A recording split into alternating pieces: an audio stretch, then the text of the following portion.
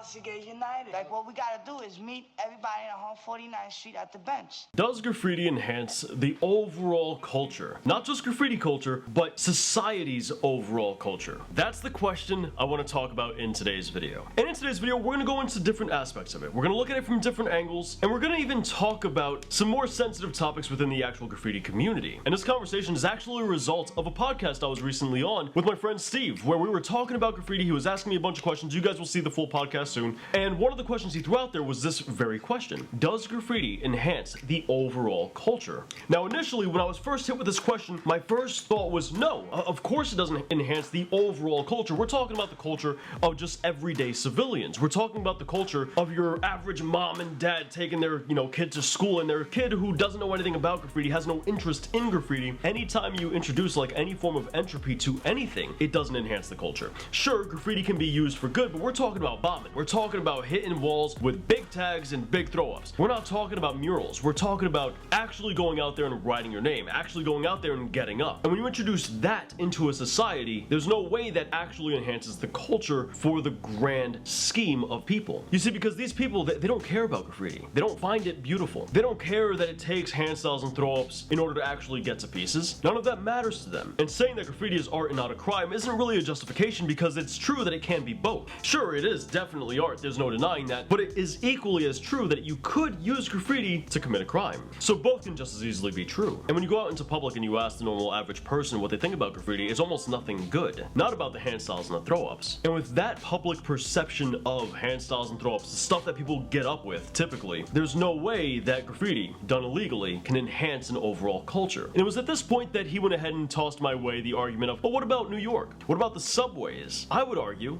that enhanced New York. And he was 100% correct. A huge part of the aesthetic of New York was the graffiti. That was such a monumental movement, it can't be denied. No artistic scene has ever had such an explosive beginning as graffiti in New York. And I think it definitely lent itself to that wild, that fun kind of mystique to New York that New York had back in those times. But if you look at the majority of normal people back then, a lot of them hated graffiti. Not all of them, but a lot of them hated graffiti back then. And they couldn't even do so much as get on the subway without having to worry about a tag staining their clothes. They viewed it as the degradation of their civilization, the degradation of their society, while a smaller minority of normal everyday people found it absolutely beautiful. And once the trains were buffed, once the trains were all taken care of, graffiti spilled out into the streets and took over New York, once again lending itself to that really like Wild West feeling of anything goes, anything is possible here in New York. You can do whatever you want to. The sky's the limit. But you still had plenty of people who absolutely hated graffiti. Now what you gotta understand about New York is it wasn't always this like decrepit place in the ghettos. There was a point where there was a lot of disarray in the streets, a lot of anger, and a lot of pent-up aggression that people had. And they took it out in various ways. You had gangs, you had violence, you had graffiti, and people started to destroy their own communities in various different ways. I mean, you had abandoned buildings by the mass, drugs running rampant, homelessness going out of control. And this is the type of area where graffiti thrives. This is the type of area where graffiti really kind of sets its roots, because who's there to stop it? You have all these other crimes going on. Who's there looking at graffiti artists? Once you take graffiti to a nicer area, suddenly all those other problems like poverty, homelessness, drugs aren't as much of a focus. And when you bring graffiti into those areas, graffiti is going to be the focus because it's the worst thing they have in that nicer area. So graffiti thrives like a mold on places where entropy has already taken hold, and it only expands on that. It only grows from that. You slap that onto the railway, where now it's suddenly traveling to these other locations, inspiring other people to do that in their areas, and suddenly you have people in nicer areas doing graffiti in those nicer areas, and it introduces that same entropy. This is the way a lot of people felt about graffiti. This is the way a lot of people saw it, and they weren't too far from the truth. And that's not to blame graffiti for all of New York's problems. That's not to blame graffiti and say that graffiti is the cause of all of the issues. But graffiti certainly doesn't fix any of those issues. Getting up and bombing with hand styles and throw-ups is not something you introduce into a society in order to make that area better. Nobody ever made a gated community and said, you know what, let's throw some graffiti in here in order to make people feel more invited. For nicer areas, they do that with murals, which is not what we're talking about in today's video. So as a graffiti artist, of course, we love this stuff, right? We see the hand styles, we see the throw-ups, we admire all of it, and we're really into it. We know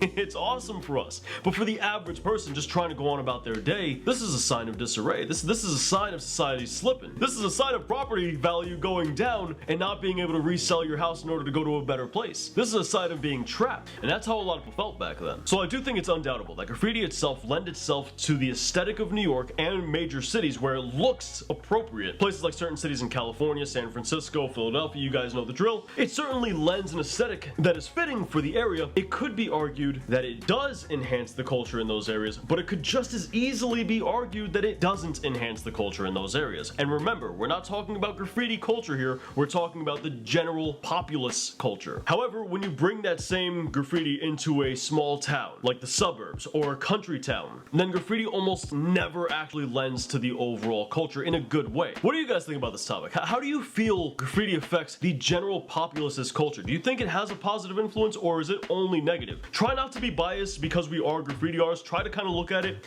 from other people's point of view, because while we love graffiti and while we absolutely find all of it beautiful, most people don't like hand styles and throw-ups being the tool that most people get up with. Remember, a couple of key things to keep in mind when you comment. We're not talking about murals and fancy beautiful pieces. We're talking about hand styles, throw-ups done illegally around the city, town, or suburbs, or wherever. And we're also talking about the populace's culture, not graffiti culture. Keep that in mind, because I think this topic is pretty interesting. But dudes, that's just my thoughts on the topic. I kind of tried to more so lay down the groundwork for you guys to leave comments, because to be honest, as far as my own opinions are concerned, I think graffiti, for the most part, when done illegally, has a negative effect on the general culture, but in some rare instances, some beautiful things can come out of that, such as New York, with its trains and how beautiful those were. With all that said, dudes, if you want to learn more about graffiti, check out the best how to do graffiti tutorials right up here. And down here we got some more graffiti content for you to enjoy. As always, I want to thank you guys for watching. I really do appreciate it. I'll catch you guys back here next week.